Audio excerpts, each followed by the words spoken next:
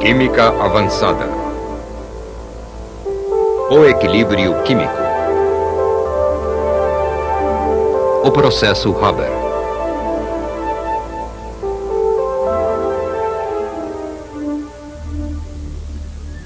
Na virada deste século, duas grandes forças se preparavam para entrar em combate: a Marinha Britânica e a comunidade científica alemã.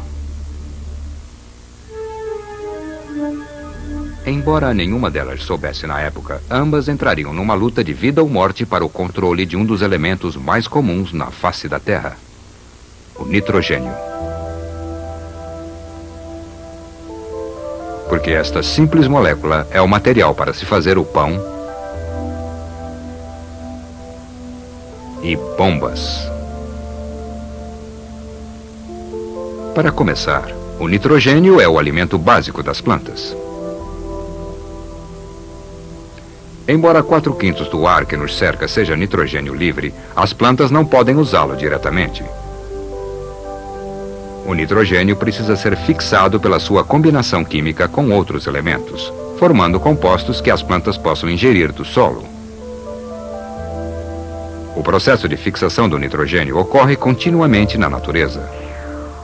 Os relâmpagos formam compostos como o dióxido de nitrogênio, e bactérias da família P nas raízes podem produzir o equivalente a 2,5 toneladas de fertilizantes por hectare a cada estação. Muito do precioso nitrogênio fixado que alimenta as plantas retorna ao solo quando elas morrem. Mas a Europa, no início do século, estava saqueando seu solo de nitrogênio fixado com a colheita intensa de alimentos. Então, os países europeus substituíram o nitrogênio fixado importando depósitos naturais de nitrogênio. O Chile abasteceu o mundo com 2/3 deste fertilizante natural, e a Alemanha sozinha comprou 1/3 da produção do Chile, tanto para a agricultura como porque o nitrogênio fixo é o ingrediente básico para explosivos. Em caso de guerra, pouco provável, a Marinha Britânica pretendia bloquear a Alemanha, negando ao Kaiser sua fonte de explosivos e fazendo o povo alemão se submeter pela fome.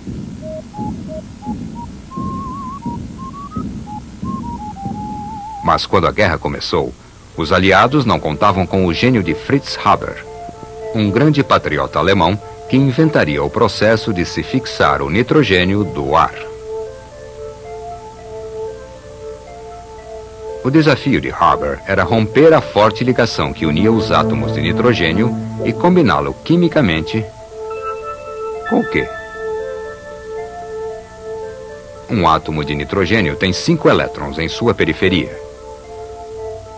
Dentre diversos candidatos a se combinarem com o nitrogênio, Haber decidiu que 3 átomos de hidrogênio seriam a melhor opção, formando a amônia.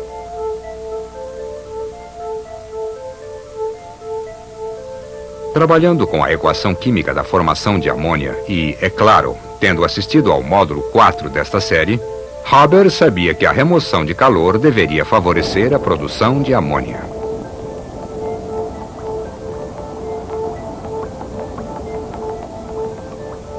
Mas, na realidade, Haber foi incapaz de detectar a formação de traços de amônia. Isso indicava que a velocidade da reação para frente era extremamente lenta, ou que Le Chatelier estava errado.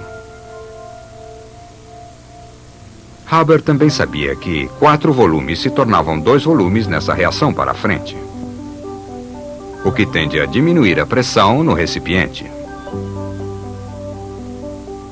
Ele incentivou essa reação aplicando mais pressão no sistema para espremer a amônia. Fracasso de novo. Mesmo sob centenas de atmosferas de pressão e temperaturas baixas, ele foi incapaz de produzir um sopro de amônia.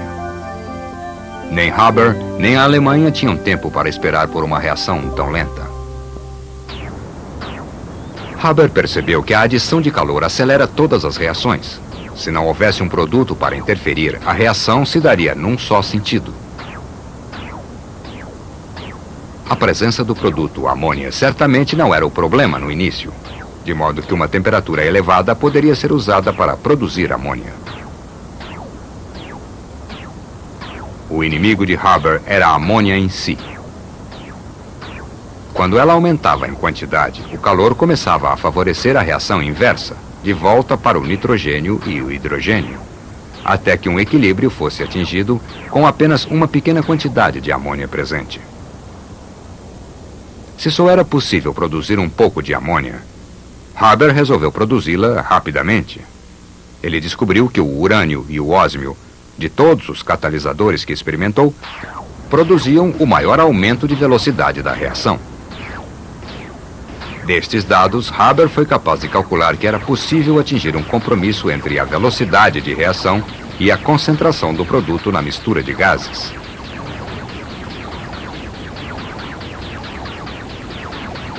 A uma pressão de 200 atmosferas e a uma temperatura de 600 graus Celsius, ele produziu 100 centímetros cúbicos de amônia, quase um rendimento de 8%.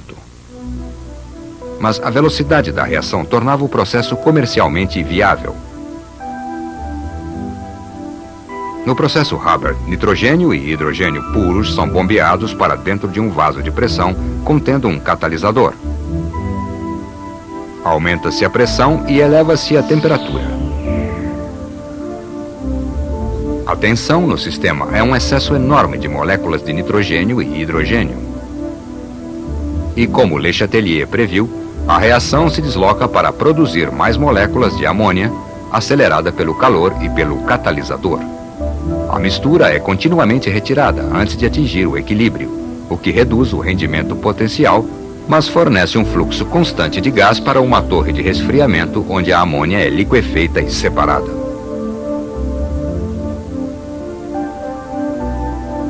O hidrogênio e o nitrogênio, que permanecem no estado gasoso, são continuamente reciclados para manter um ciclo contínuo. Hidrogênio e nitrogênio entram, hidrogênio e nitrogênio e amônia saem. O efeito final é a remoção de moléculas de amônia, uma tensão que, conforme Le Chatelier, é compensada por uma reação constante produzindo mais amônia. O resto era função da indústria alemã. Em 1913, suas fábricas produziram 7.000 toneladas de amônia. Até o final da guerra, 200.000 toneladas. De nada adiantou o bloqueio da Marinha Britânica. Haber sozinho prolongou o esforço de guerra da Alemanha por alguns anos. Como um bom patriota alemão, ele usou seu laboratório para outros fins. A pedido do Ministério da Guerra, ele desenvolveu e supervisionou pessoalmente o uso do cloro e do gás de mostarda, que quase aniquilaram o exército aliado.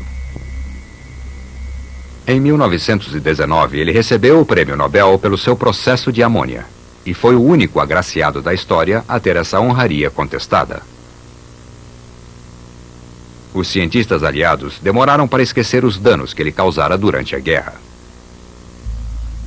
Mas o maior insulto de todos veio de sua própria pátria. Haber foi expulso de seu amado país pelo crime de ser judeu. Desconsolado, ele vagou por muitos lugares, até morrer de desgosto a apenas poucos quilômetros de sua querida Alemanha. Talvez a história também busque um equilíbrio. Centenas de milhões de pessoas agora dependem da agricultura fertilizada pelo processo Haber.